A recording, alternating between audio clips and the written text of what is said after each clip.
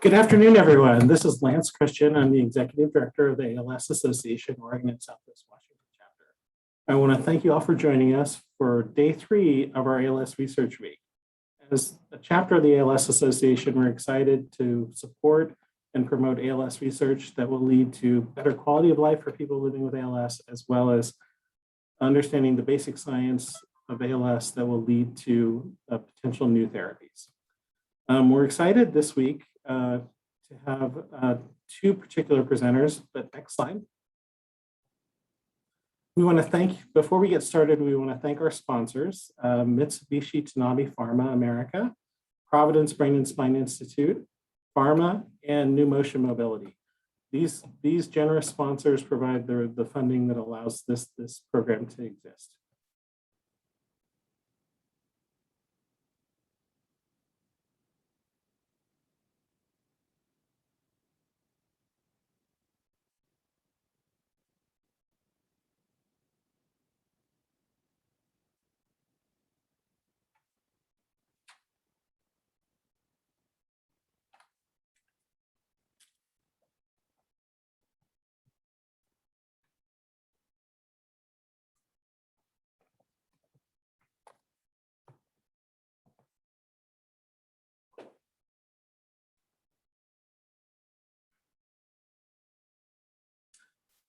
Well, thank you so much. We did have a little sound, I think, issue with that. We may revisit this at the end of the session or in tomorrow's session, but we want a few housekeeping items before we get started. Our webinar today is scheduled to last for 1 hour, including Q&A. We have 2 presenters today, and we will divide our question and answers into at the end of each presenter's presentation. All participants and video microphones are disabled to reduce interruption. We ask that you submit questions using the Q&A button at the bottom of your screen. You can see a little illustration of it there. And we will be recording today's presentation for later viewing and sending it out by email as well. Well, we're excited today to have 2 young professionals in the research world presenting about their work. Dr. Lauren Gittings and Dr. Nishal Shah have very different areas of research, but they both share one thing in common, is that they are the recipients of Milton Safinowitz Postdoctoral Fellowship Awards. The Safinowitz Postdoctoral Fellowship Award is an amazing program that was launched a number of years ago by the ALS Association in memory of Milton Safinowitz, who was one of the founders of the ALS Association. These are postdoc research awards to encourage and facilitate promising young scientists to enter the ALS field. All the awarded fellows work with a senior mentor and receive extensive exposure to ALS research through meetings and presentations. And we're excited to share the history of the program. Each year, there's anywhere from 10 to 15 awardees of the Safinowitz Fellowships. And of those, over 75% of awardees stay in some way, shape, or form performing ALS research. So we're excited for these 2 presenters, because our chapter actually provided the direct funding for both these fellowships for Dr. Gittings and Dr. Shah. Dr. Gittings, who's going to be presenting first, has a Bachelor of Science from the University of Bath, as well as with an emphasis on pharmacology, and a PhD in neurodegenerative disease at University College of London in the UK. And since 2018, she's been in Phoenix, Arizona, working at the distinguished Barrow Institute. Dr. Shah received his master's degree in electrical engineering from the Indian Institute in Technology in New Delhi, and a PhD in engineering from Stanford University. And he's primarily focusing within his lab on some very exciting new brain-computer interface technology. So we're excited to have both of them, and I'd like to welcome Dr. Gittings first to the screen to present her research about understanding more about C9orf72. I know she will explain the genetics of ALS far better than I will, and what the importance of the C9 gene within ALS. But thank you for joining us, Lauren. Thank you. Let's share my screen.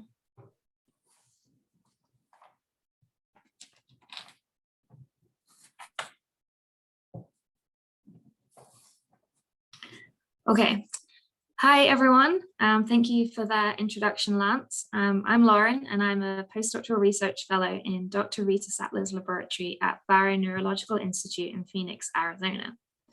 Today, I'm going to talk to you about my research, which, as Lance said, is funded by the ALS Association Postdoctoral Fellowship Award. And the goal of my project is to determine what types of cells in the brain are contributing to the development of cognitive impairment that some patients with ALS experience. So I know for this audience that ALS needs no introduction, but what is often less known about is the overlap between ALS and another disease called frontal temporal dementia, or simply FTD. FTD is a progressive form of dementia that is caused by the degeneration of the frontal and temporal lobes of the brain. And people living with FTD can exhibit a range of clinical behaviors, a range of clinical symptoms, but these typically manifest as language or behavioral impairments. Historically, there's long been thought that there is a link between ALS and FTD. However, it's only been through recent research in genetics and pathology that we are able to confirm that there is a link between these two diseases. In particular, the discovery of the C9orf72 mutation was a big factor that allowed us to see that these two diseases are in fact linked. The diseases also share a large clinical overlap, as it is estimated that between 20 and 50% of ALS patients exhibit symptoms of FTD. So the overlap between these two diseases has led to the idea that they exist on what's known as a disease spectrum. Some people may develop pure ALS, while other people may develop pure FTD. And then there is a range of space in the middle where people can develop a mixture of these two diseases. What we don't know, however, is why some people develop one disease over the other, or what makes someone more susceptible to developing the cognitive impairments that we see with FTD. And this is what my research is looking into. Before I tell you more about the specifics of my research, I just want to give you a brief biology lesson to give you the overview of the different cell types that we have in our brain. So in everyone's brain, there are 4 basic types of cell. These are neurons, seen in blue, astrocytes, seen in green, microglia, seen in orange, and oligodendrocytes, seen in purple. As you can tell from the cartoon, each of these different cell types have a very different appearance. But what's more important is that they all have a unique and very specific function that they need to perform in order to maintain a biological equilibrium that helps to keep the brain healthy. In dementia, however, it's thought that somehow this biological equilibrium is disrupted, and these cells can no longer perform the jobs that they are assigned to do. Instead, they go awry and end up causing damage to the brain. This then leads to the death of important brain cells that are needed to maintain cognitive functions, and results in the onset of clinical symptoms that are associated with cognitive impairments seen in FTD and other types of dementia. A big problem, however, is that despite studying this disease for many years, scientists haven't figured out what is the cellular or molecular trigger that causes cells to stop performing their normal functions and causes them to act in a way that disrupts this biological equilibrium. Furthermore, of all the different cell types in the brain, scientists don't exactly know what each cell type is doing, or whether they're contributing to exacerbating the disease, or whether they're trying to prevent it. One of the main reasons for not having solved this problem is that traditionally, the methods used to study FTD, ALS, and many other neurological diseases have relied upon using animal models to study a very unique human disease. While these models have taught us a lot, and findings from mice and rat studies have been very useful in the advancement of understanding ALS and FTD, a lot of the findings in these models are often not applicable to humans simply because these animals aren't biologically similar enough to humans. And this is particularly true when it comes to studying complex cognitive functions that only humans are capable of, such as the language and complex behaviors that are typically affected in FTD. To try to overcome this problem, my research involves using human models to study these very human diseases. And to do this, I'm using 2 approaches. The first is an in-depth analysis of brains that have been donated from ALS and FTD patients. And the second is modeling the disease in the lab by growing brain cells that have been made from samples donated from ALS and FTD patients. I'm now going to briefly talk to you about each one of these parts of my projects. So using brains from people who have died from a neurological disease is not a new concept in research. It's been happening for many years. However, traditional scientific methods usually involve taking a sample of a brain, blending it all together and analyzing it as a whole group. So all the cells, all the different cell types I told you about earlier are all analyzed at once. This method has indeed led to some very important discoveries in the past and can tell us that there is something wrong when you compare a healthy and a diseased brain. However, because all the cells are mixed together, it's very difficult to determine which cells are contributing most towards causing the disease. Also, the effect of one particular cell or a dysfunctional gene inside a cell, they're often missed because the effect of these cells or genes are diluted out by the fact that it's mixed in with all these other cells. So an analogy to this would be like imagining you have a fruit salad and you take a spoonful of your fruit salad and you can taste that there is a fruit that doesn't taste quite right. Well, the traditional way scientists would examine a brain would be like taking your fruit salad and blending them all up to create a smoothie. Once a smoothie is made, you can still taste that there's something bad in there, but because all the fruit has been mixed together, you can't figure out exactly what fruit it is. And this has been the way we've previously studied neurological diseases, but in recent years, there has been a new technology that has been developed that allows scientists to actually separate out each of the individual cell types in the brain, group them together and analyze these groups of cells individually to try to figure out which cells are most likely contributing towards the cause of the disease. This technology is called single nuclei RNA sequencing, and this is what I have been using in my research. So going back to the fruit salad analogy, this newer technology would be like taking your fruit salad and separating out all the different types of fruit you have into different groups of fruit. And then you analyze or assess one group of fruit at a time to determine which fruit in your salad is making it taste bad. In this case, it was the strawberry. So once you've done this new technology on brain samples, we're then able to compare the brain cells in a healthy person with the brain cells from a diseased brain, and then try to figure out the differences between them.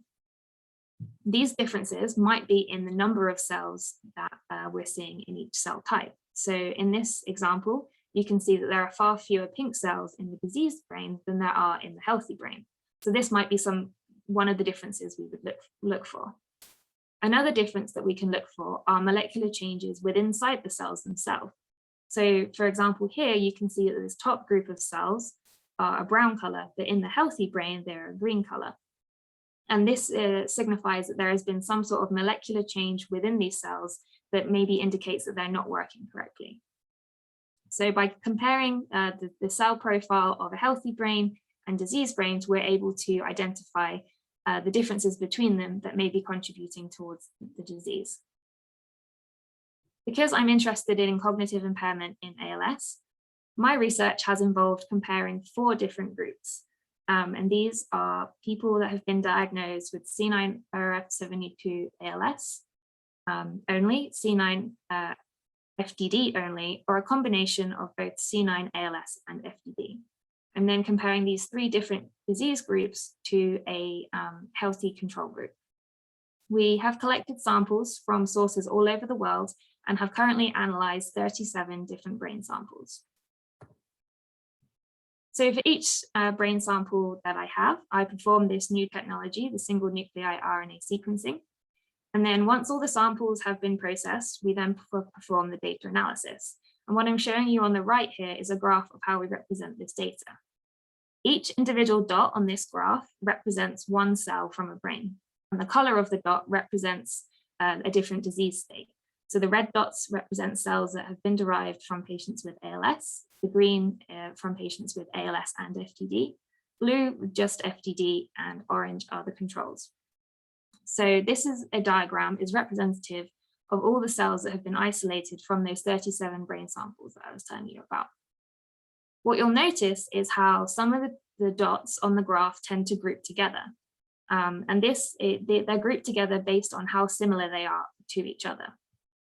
This is very similar, going back to the fruit analogy, to how you take your fruit salad and you, if you imagine each piece of fruit is an individual cell, then you group each piece of fruit together with its neighbors that are more similar to it. So what you end up with is fruit, different groups of fruit that are clustered together. Once we've identified what each of those cell clusters are, we're then able to look very specifically at molecular characteristics of what's going on inside of those cells.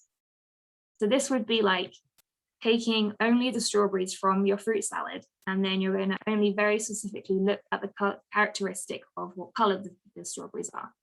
Some strawberries might be bright red, others might be darker red. And then there might be other strawberries in there that have patches of yellow or green on them because they're not yet ripe. It's only by looking at only the strawberries and only by focusing on the characteristic of color that we can figure out that it's the strawberries that aren't ripe yet, so the ones with the green and yellow bits on them, that are making the fruit salad taste bad. So going back to my research, the goal for me is to look closely at individual cell types in the brain and determine if there are very specific molecular characteristic changes that are happening within them that might make ALS patients more or less susceptible to developing the cognitive symptoms associated with FTD. So what have we found so far? Well, one of the things we found so far are that the different disease groups have different proportions of the different cell types found within the brain. So on this graph, I'm showing you for the 4 groups, so ALS only, ALS and FTD, FTD only and control, and each of the colors on the graph represents the different cell type. What you can see is that in this ALS FTD group, the purple bar is much larger in this group than it is in any of the others. Similarly, the orange bar is much smaller in this group than in any of the others. So this suggests that the patients with ALS and FTD have a different proportion of these cell types compared to the other diseases. Now, this is very early and preliminary data, and we haven't yet followed up on what this means, but I'm excited to follow up on this over the next 2 years during the course of my fellowship. The other thing we can look at are the molecular characteristics of each of the cells. And what we mean by this is by looking at the expression of different genes. Sometimes you might find that the patient brains show the same level of expression as a healthy control brain. But at other times, there might be genes that have higher expression in disease or lower expression in disease. The genes that have expression that are different to healthy brains, we call dysregulated. And by comparing which genes are dysregulated in all of the disease groups, we can begin to find genes that are unique to only one disease phenotype. So on this diagram here, I'm showing you the number of dysregulated genes in each disease group compared to a control brain. As you can see, there are some genes, so there's 2 here that are unique to only ALS, and 4 that are unique to only FTD. Then there are others that are shared between all 3 groups, or others that are shared only between 2 of the groups. Because I'm interested in the cognitive impairments seen in ALS and FTD, my research is going to be focusing on the genes that are dysregulated in the FTD and ALS FTD groups, as these were the patients that experienced cognitive symptoms during life.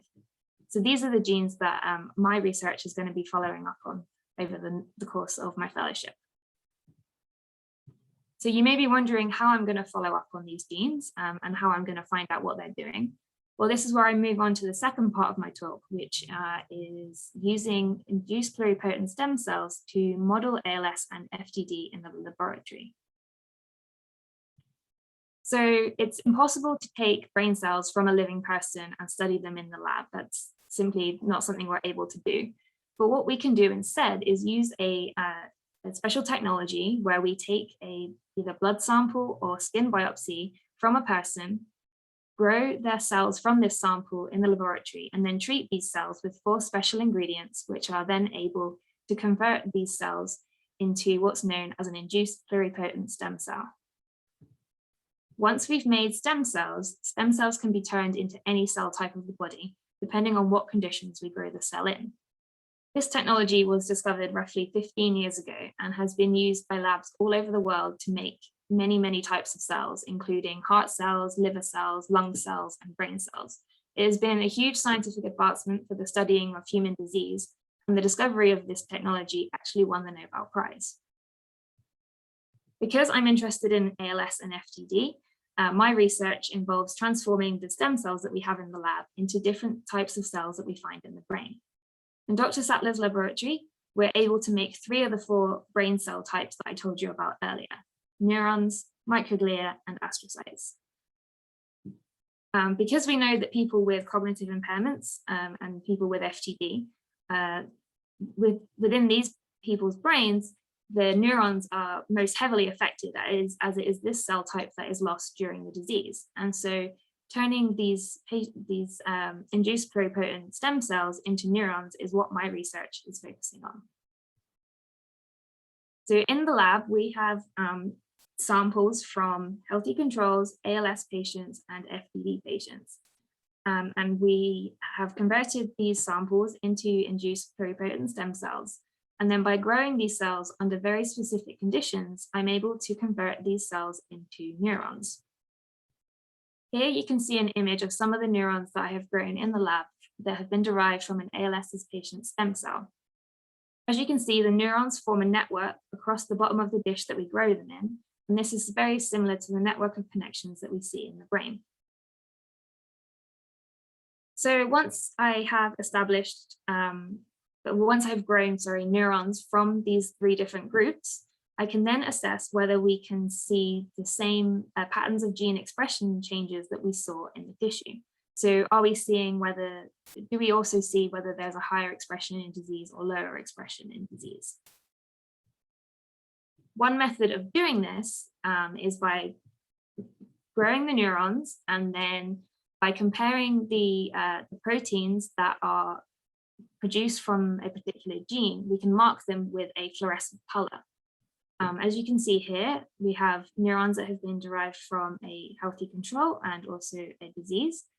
And I have labeled one particular molecular marker in red and another in green. In gray, you can see the structure of the neurons, and in the last panel, this is the 3 images merged together. So what we can do is color the different molecular changes with different colors, image these cells, and then quantify the number of molecular markers that we can see. So in this example, the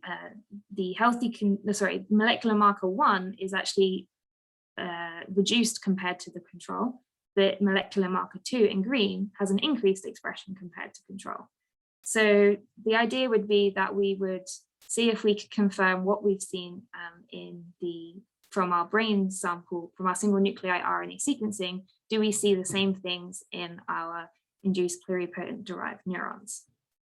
The goal after identifying these differences is to see if we can find a specific treatment that could correct the level of expression back to the level that we see in healthy controls. Now, this part of my project is in the very early stages, and so I don't currently yet have any results to present, but I am excited that I've been able to generate neurons from ALS and FTD patients, and I'm excited to get this part of my project started and moving forward. In summary, the goal of my research is to use patient-derived samples to study the cognitive impairments seen in some patients with ALS. I'm using brain tissue to figure out key differences in the types of cells in ALS patients that have and do not have dementia. And then I'm following this up by using patient stem cells to model these differences in the lab to try and understand and explore the biological mechanisms behind why some people may develop symptoms of FTD and why some others don't. With that, I'd like to thank you for your attention, and thank you to the ALS Association for funding this project, in particular to the ALS Association of Oregon and Southwest Washington. Thank you to my coworkers and collaborators, and to all the patients and families that have donated precious samples to enable this research to happen. Thank you again for your attention, and I'm happy to take any questions. Great, Lauren, can you, there we go. Thank you so much for an excellent presentation, Lauren. We have several questions that came in. Some are about the nature of the C9 gene, and some are about technology and future applications. Starting off with a basic one, some people seem to get FTD and then ALS symptoms, and some people get ALS then FTD symptoms. You sort of talked about a continuum there. Are these considered separate diagnoses, or are they the sort of considered the same C9 sort of syndrome or disease? So historically, they have been thought of as more separate, but I think as research, particularly into C9, has gone on, we're starting to realize that there are more patients than you think experience symptoms of both diseases. And so I think, I'm not a clinician, so I don't know for sure, but I think it is becoming more recognized that even though you might start with symptoms of developing one of the diseases, it is possible that you can then develop symptoms of the other disease. Great, thank you. You know, similar along these lines, do you think your work at some point could lead to some ideas for a biomarker for C9 disease?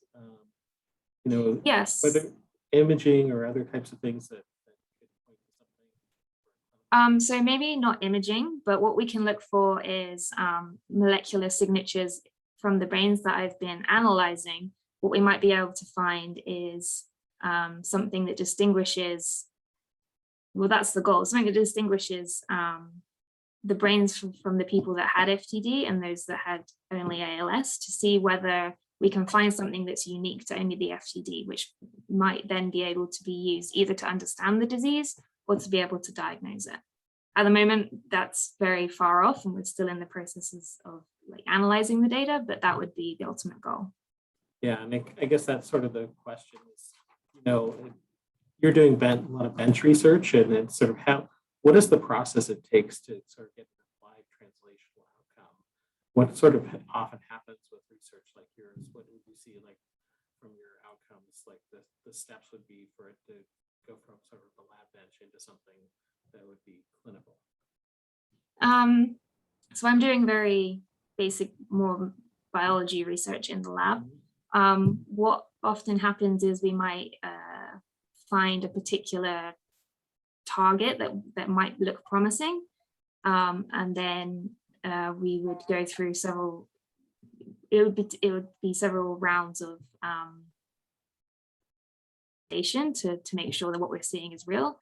And then often we'd then get a drug company or a pharma company involved to see if they'd be willing to collaborate with us to try and develop a drug that would maybe help with the target that we had found. Well, we know that's your long-term goal, and that's the dream of people with ALS, of course. You know, is translational things. I was very impressed when you're talking about induced pluripotent stem cell technology, as well as I'm sure there's lots of amazing technology that you use in your brain analysis.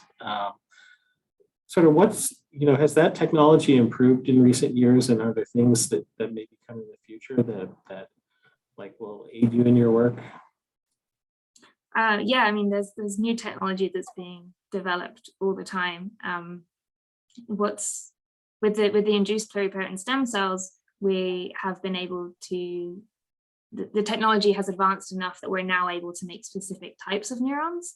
So when the technology was first discovered, it was like, okay, well, we can make a brain cell, whereas now we can make motor neurons, we can make what we call cortical neurons, which are the neurons that we find in the brain, and we can make all those other different types of cells that I told you about. And so it's definitely a constantly developing world.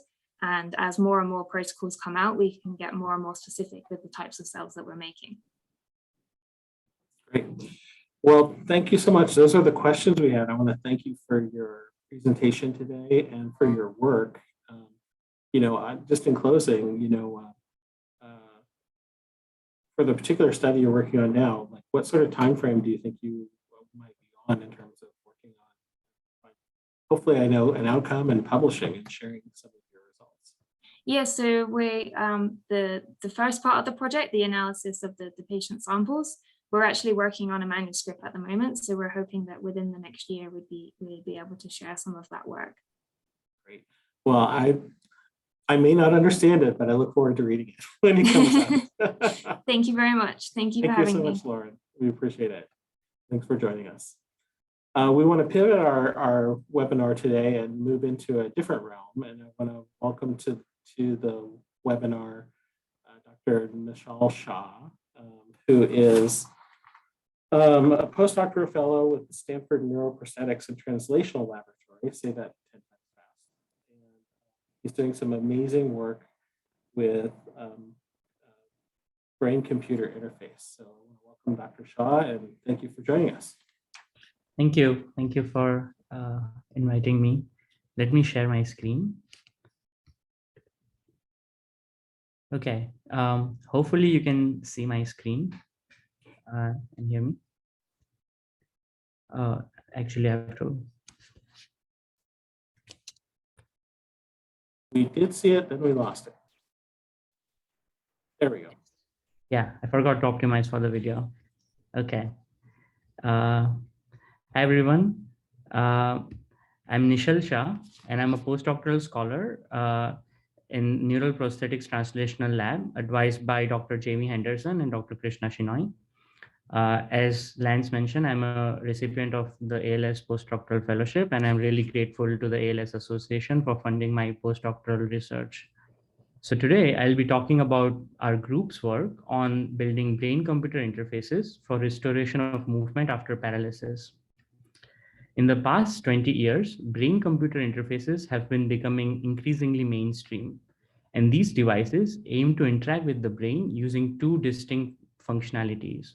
The first is write-in, where they aim to control or modulate neural activity. Examples of such devices are retinal implant, and during my PhD, I worked on building next generation of retinal implants.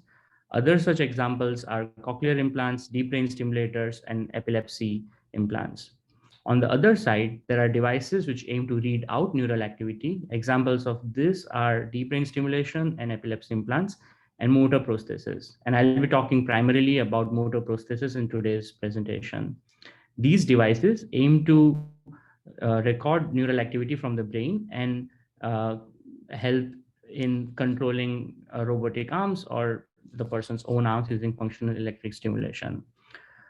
So before I dive deep into motor prosthesis, I should make it clear that while these other devices are all FDA approved and commercially available, motor prosthesis are still under investigational device approval from FDA. So these are not commercially available. Another thing to note is tying back to the talk on Monday from Melanie Fred-Onken and Bets Peters, they describe non-invasive or non-implantable brain-computer interfaces, whereas today I'll be talking about implantable motor prosthesis, brain-computer interfaces. Okay, so how do these devices work? In an able-bodied brain, in an able-bodied person, the brain sends movement information through the spinal cord to the muscles of a limb. However, due to spinal cord injury or diseases such as ALS, spinal cord is not able to send this information, and hence the person is paralyzed. However, an outstanding question was that in a denervated brain, does the brain still carry information about intended movements? In a landmark study by Hochberg and Donoghue in 2006, they said that the answer is yes. They were able to record activity from the brain directly, send it to a computer, and decode intended movement to eventually control a robotic arm. So this is the premise behind the technology which I'll be talking about today. In our experiments, we implant a tiny chip around 4 millimeter by 4 millimeter in size of a baby aspirin on the surface of the brain in a region called motor cortex. Now this chip has tiny electrodes around 1.5 millimeter long, around the size of 2 quarters stacked on top of each other. And these electrodes penetrate the outer surface of the brain to sit close to the motor neurons, right? And as you can see here, these are the electrodes and these are all the motor neurons. Now the motor neurons are talking with each other through a spiking activity.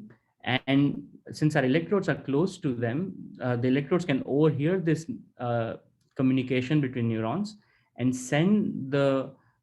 record the voltage signals and send it out to the computer. So the signal goes through a gold wire bundle, through a titanium pedestal screwed into the base of the skull, and eventually through a preamplifier which amplifies these analog signals, and eventually this signal goes to a computer which digitizes it.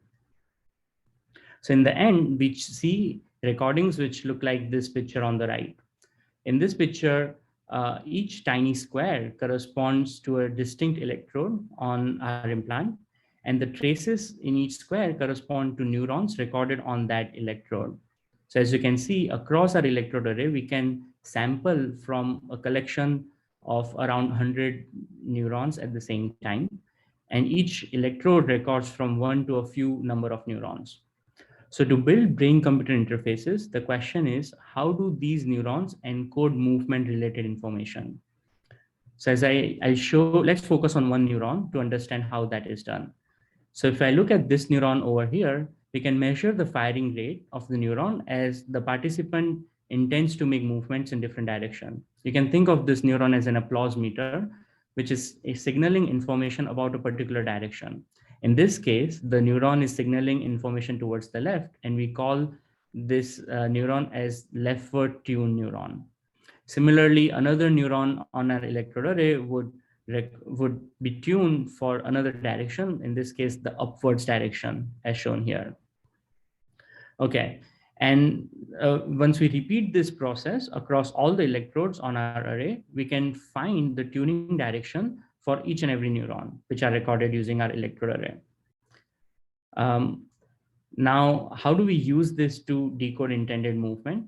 So let's assume that our participant wants to move a cursor, which is here, to a target which is on the top left.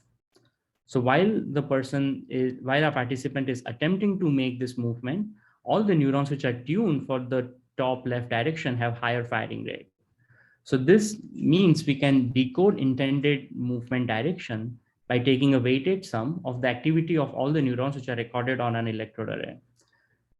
And so this is the basic fundamental algorithm behind building movement BCIs. Okay, so this approach was tested in a participant in our lab who had ALS a few years back. In this video, you can see our participant looking at a virtual keyboard. So each tiny square corresponds to a different key, and she's able to move the cursor by attempting to move her hand, and the signals are decoded by the brain-computer interface. As you can see here, her actual hands are not moving while she's controlling the cursor. You can see she can move the cursor on the screen and select different keys by making squeezing movement using her right hand. So in this way, we are able to give her a virtual keyboard and a two-dimensional BCI-based cursor control. This control system was then connected to her tablet, and she was able to surf the internet. As you can see, in our world, which is becoming increasingly virtual, and this was only accelerated by the pandemic, being able to have access to the internet and connecting to the loved ones using social media is really important. And hence we want to make the brain-computer interface-based communication technology more widely applicable. So how does the BCI-based communication compare to other assistive devices which are available for people with paralysis? So in this figure, I'm showing a scale bar which corresponds to words per minute. So this is how fast the communication interface is. On the left is a sip and puff interface, which is quite slow. And on the right is conversational speech, which is very fast. And these are all the different communication methods which are out there. Now for the BCI-based cursor control, which I showed earlier, it achieved state of the art in terms of BCI performance in 2017 and was able to get 8 words per minute. So this is great. This is better than SIP and PUF, and it was the state of the art, but it was, we still need to do, improve the performance to make it usable for people with paralysis. And if you look at the scale bar here, the modality which is immediately on the right of 2D cursor IBCI is handwriting. So in the next few slides, I'll talk about a project from our lab, which was led by Frank Willett, who is a research scientist in the lab, on building a handwriting-based intracortical BCI. So in this work, Frank instructed our participant who has spinal cord injury to attempt to write as if he was writing normally in his own handwriting with his own hands. And what Frank was able to show is that by applying the same algorithm, which I described earlier, he was able to take the neural activity and decode the pen tip traces as shown here. And these traces look awfully close to handwriting of an able-bodied person. So this work was published earlier this year and was made the cover of Nature magazine, and it received widespread media coverage. So if you are interested more in this work, you can look up on the internet about it. So Frank took this initial decoding and converted it into a usable real-time handwriting-based BCI. He was able to use the artificial intelligence and modern data science technologies. So this is the same technology behind Google and Facebook. And he was able to make handwriting-based BCI as shown here. So in this video, our participant is responding to this message by attempting to type with his own hand. Remember that his own hands are not moving while he's typing this. As you can see, the performance is quite good and has nearly 100% accuracy. In the next slide, I'll show the apples to apples comparison with the previous point and click or 2D cursor IPCI in the same participant after 3 years. So on the top is a video based on handwriting BCI, and the bottom is the cursor based BCI. As you can see, the handwriting based BCI achieved twice the speed than the previous state of the art, which is the 2D cursor point and click IBCI. So currently handwriting BCI is the state of the art, and I can put the handwriting BCI on the same scale as before, and it lies here. So this is great. Frank was able to show an improvement in the state of the art. But if you look at other assistive technologies, handwriting BCI is still inferior compared to eye tracking and predictive text, which is the assistive device which most people with paralysis use right now. So we need to have even higher performance of IBCIs to make them more ubiquitous. Now, in our current participant, the arrays are located in a region of motor cortex called the hand knob area, which hopefully encodes for high resolution information about the finger and hand movements. So if you look at all the different modalities over here, one which stands out is typewriting. Now, while professional typewriters can get around 75 words per minute, if you look at the distribution of the speeds achieved by amateurs like you and me, it's around 35 to 40 words per minute, and that will be better, hopefully, than the eye tracking and predictive text performance which is achieved right now. So this is the direction in which I'm pushing in my postdoctoral project. And in the next 2 slides, I'll show 2 directions in which I'm trying to expand on the variety of things which we can decode using hand and finger movements. Okay, so the first one which we are exploring is typewriting. In this modality, we ask our participant to look at this keyboard and try to press individual keys with their fingers, right? So he presses individual keys one at a time. And then we are able to evaluate how well the decoding accuracy is. So we get something called a confusion matrix as shown here. Here, each row corresponds to the letter which our participant was attempting to press. and the columns corresponding to the letters which are decoded as their estimate of what our participant was attempting to press. Now, if we were able to achieve perfect decoding, we would have high values on the diagonal. So all the diagonals will be bright and the off diagonal elements will be dark. However, there is significant confusion. So our decoder gets confused between different letters. There are many off diagonal elements, and overall we achieve 60% accuracy. Remember that for the handwriting, Frank was able to get around 90% accuracy. So this is inferior on the first try. And so I explored, again, leverage the artificial intelligence technology to improve the decoding accuracy of 10-finger typing.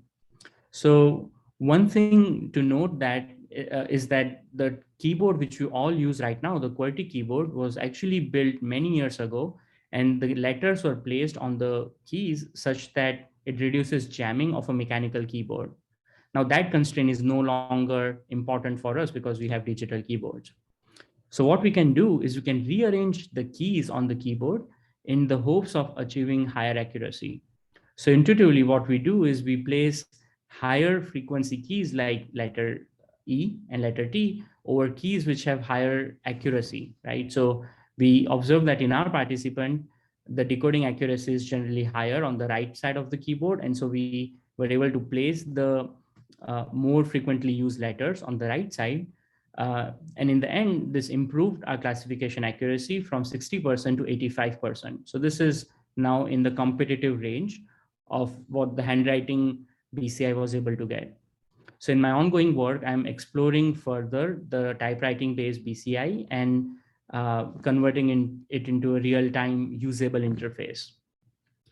The other direction which I'm exploring in my postdoctoral work is exploring hand gestures. And American Sign Language has many gestures which are used generally for communication in the deaf community. And in this direction of work, I've collected data asking our participant to attempt these different hand gestures and try to decode that. And we achieve around 76% classification accuracy. Again, this project is ongoing, and I'm working on building a real-time usable interface based on sign language as well. Okay, so in this talk, I presented different communication modalities, and we can lay them out on this two-dimensional axis corresponding to the communication speed and the training needed. So the first thing I introduced was cursor control, which achieved reasonable communication speed so that which makes the BCI usable and requires minimal training.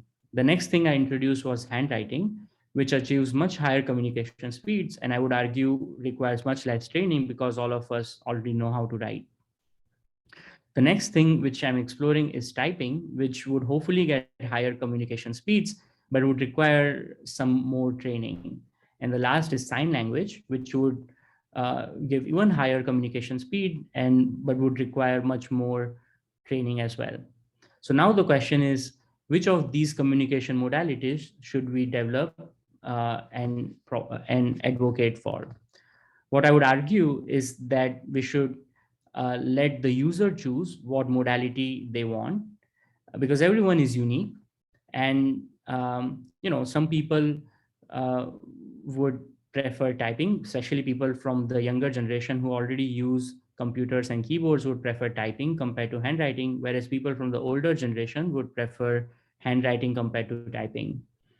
There could also be some people who are more motivated to learn and they would prefer sign language, or they would want to learn sign language to get even higher communication speeds. Moreover, the same person might want to switch between different modalities. For example, you might want to use sign language. So if you want to say nice to meet you in sign language, it's just 3 signs, whereas for typing, it's a lot of characters. So you might want to use sign language for some messages, whereas typing for others. And the user might want to switch between these modalities. So what we should do in research is provide all these modalities simultaneously and let the user choose. And this is what I'm hoping to achieve by the end of my postdoctoral fellowship, which is build a universal decoding engine, which takes in the neural activity and could simultaneously decode between all these other modalities like handwriting, typing, and American Sign Language. And this is the goal of my postdoctoral research. Finally, I would like to thank our participants and their caretakers for making this research possible. Thank you very much.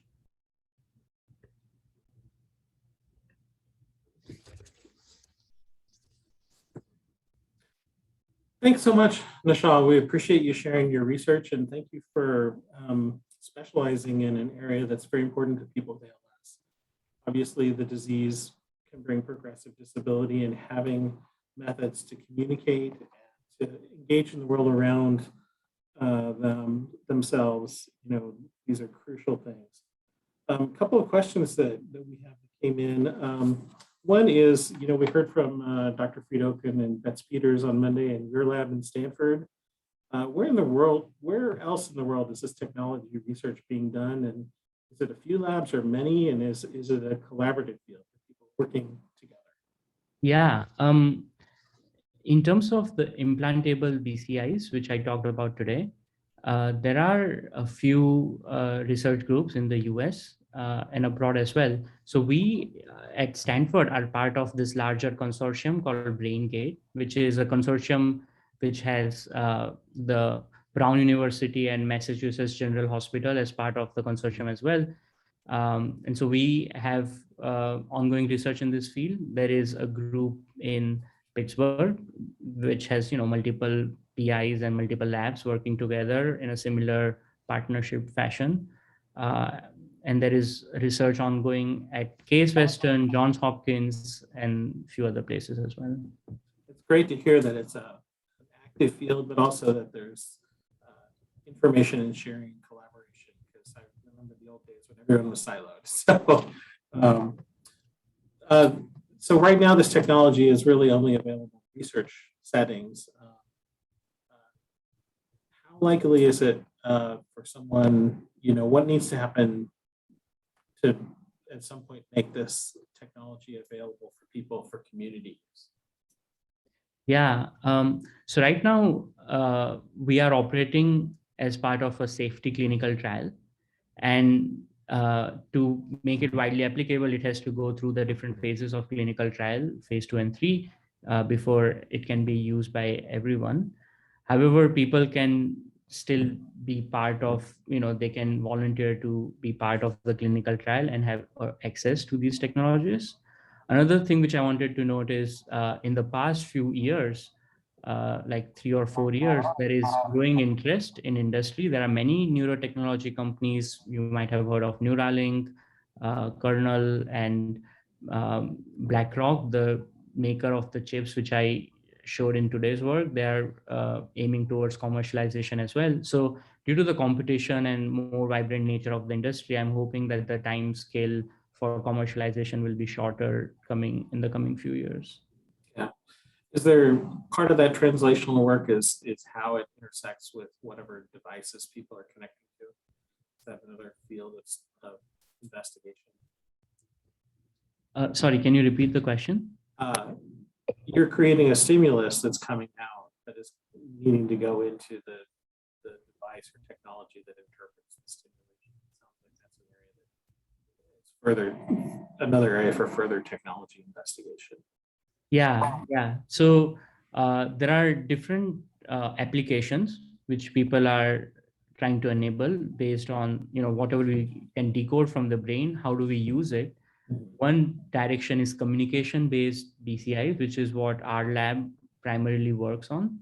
The other approach is building robotic hands and exoskeletons, which can restore movement, hopefully in the physical world. The third is functional electrical stimulation. So they are, once you have decoded the intended movement, you want to reanimate the person's own limbs by electrical stimulation. You can stimulate the muscles to reanimate the limb. So there are different applications which are being explored right now, apart from communications. Thanks for expanding on that. The video that you showed, I think, was that a woman doing some uh, text selection. Was that sort of video in real time? Yeah. Wow, that was impressive. Do you think there's an opportunity with this technology to add text prediction into it to speed the output? Yeah, for sure. So in the second video, which I showed on the handwriting BCI, so a part of that work, so that handwriting BCI currently achieves 95 or around high 90s without doing any text prediction. But what Frank, who led the study, showed that if you add text prediction similar to autocomplete in our phones, and when we type emails, there is a helpful text completion from Gmail as well. If you add that technology on top of it, he was able to show around 99 to 100% accuracy. So helping out, using all the advances from artificial intelligence on text completion, natural language models definitely helps for the communication interface. I appreciate that perspective.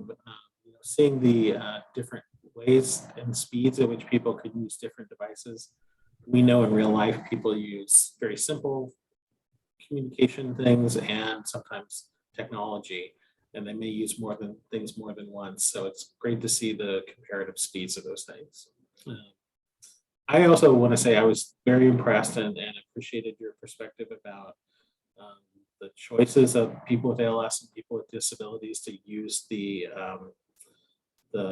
interface that's right for them, whether it's typewriting or hand gestures or the ASL, all those types of things. It just shows sort of it's empowered to find the right modality that fits for the person. So I appreciate that perspective in your work. And, I'm just curious, in practicality, are you finding people having a particular lean towards one of those modalities, or is it sort of even across the board? Yeah, unfortunately, I wouldn't be a great person to answer that question, because the kind of research we do, we work with very small number of participants. Yeah. Melanie on Monday talked about, doing a survey across many participants and what kind of things they prefer. From what I've, the knowledge in the lab, I joined the lab recently, and the first participant which I showed, T6, from what I know, she was much more of a polymath. She, preferred different, she enjoyed trying out different types of keyboards and so on. Whereas our current participant prefers handwriting compared to different kinds of keyboards. So it's really within two subjects already, we have seen differences in the preference and, what they want us to provide them. And I would imagine it will just be confirmed by a wider study. Gotcha. Well, that sort of leads me to the final question we have, which is, one, thank you for your work, but and what's sort of your steps and timeline for completing your study and being able to present your data? And then as part of this bigger picture, what sort of time frame might people think about this becoming an available applied technology? Yeah, so for the project which I was talking about with the hand gestures and typewriting, we are collecting data every week. On Monday, I collected data. So it's an ongoing study. We are already seeing interesting things, and I'm hoping that we can publish that in the upcoming year. And making it more universal, changing modalities, I think maybe in the next 2 years. About the field in general, I'm hoping that the next 5 years would be really crucial in terms of making it widely usable, especially because, as I mentioned, there are companies coming online, they are being more aggressive. There is competition in the field. So that, I guess, any path to commercialization has to go through different steps of clinical trials, and they are already catching up. So I am hoping in next few years, maybe 5 years, these kind of technologies will be more widely usable. Great. Well, thank you so much, Dr. Shah. We appreciate you presenting today and answering questions. I want to also thank Dr. Gittings for presenting her work on C9orf72. It's exciting to see postdoctoral fellows like yourself leaning in to advance the knowledge base and learning more about the disease, as well as the tools that can support and help people living with the disease. So I want to thank you for your work and thank you for your dedication. And we appreciate you presenting today. So thank you so much, everyone. And we will be back tomorrow with Dr. Sabrina Pagnoni for our last session of our ALS Research Week to discuss. She's a principal investigator for the trial that's bringing Amylyx to potentially to the marketplace for people living with ALS. So thanks, everyone, and thank you for joining us.